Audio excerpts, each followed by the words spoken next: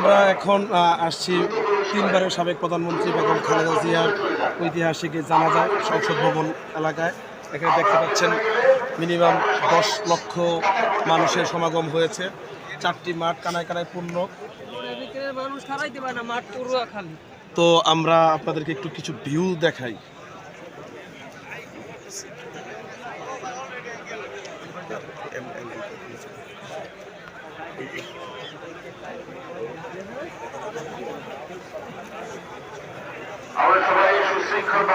যত দূর চোখ যায়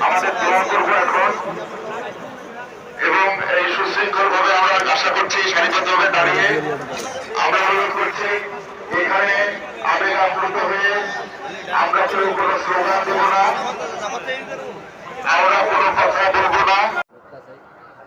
আজ তিনি পৃথিবী ছেড়ে চলে গেছেন, কিন্তু মনে হলো এক বিশাল অভিভাবক আমাদের ছেড়ে চলে গেছেন, যে অভিভাবকের ছায়ার নিচে আমাদের নিরাপদ মনে হতো। শত সংকট এবং শোকের মাঝেও মনে হতো নিজেকে অনেকটা নির্ভরশীল।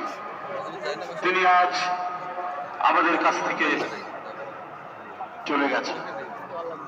তিনি বাসায় বসে থাকলে তাদের কান্না ঝরছে। হাসিনার আমলে বিদেশ থেকে ফিরে এসে মিথ্যা মামলা মোকাবেলা করে জেলে চলে গেলেন। তবু আধিপত্যবাদী রাজনীতির সাথে আপোষ করলেন না, হয়ে উঠলেন ফ্যাসিস্ট শাসন বিরোধী লড়াইয়ের অনন্ত প্রেরণা। তবে কি তিনি কখনোই আপোষ করেননি? অবশ্যই করেছেন। দেশের বৃহত্তর স্বার্থে অনেক গুরুত্বপূর্ণ মুহূর্তে উনি এমন সব বিষয়ে আপোষ করেছেন যেটা না করলে কেবল গণতন্ত্র নয়, বাংলাদেশের স্বাধীনতা সার্বভৌমত্বই বিপন্ন হয়ে পড়ত।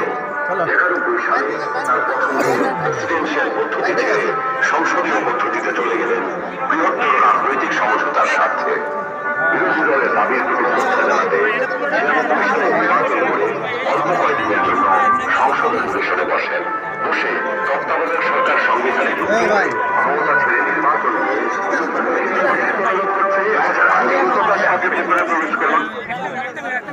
আমরা সময়ে